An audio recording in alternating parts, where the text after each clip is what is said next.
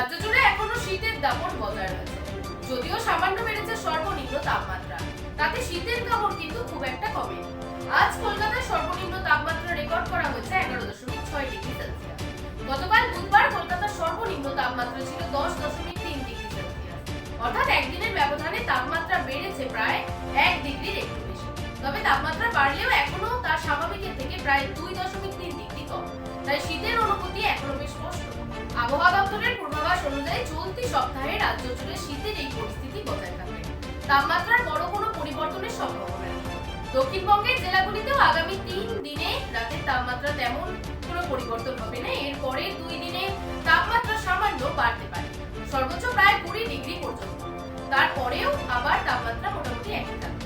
উত্তরবঙ্গের জেলাগুলিতেও আগামী 5 দিন রাতের তাপমাত্রায় বিশেষ পরিবর্তনের সম্ভাবনা নেই। পাশাপাশি উত্তরবঙ্গে আগামী কয়েকদিন সকালবেলায় কিছু জায়গায় হালকা থেকে মাঝারি কুয়াশা দেখা যেতে পারে। দক্ষিণবঙ্গে আগামীকাল কিছু জায়গায় এবং তার পরবর্তী 4 দিন 1-2টি এলাকায় সকালবেলায় হালকা থেকে মাঝারি কুয়াশার সম্ভাবনা রয়েছে। সব মিলিয়ে বলা যায় তাপমাত্রা সামান্য বাড়লেও রাজ্য জুড়ে শীতের আমেজ এখনো কাটছে।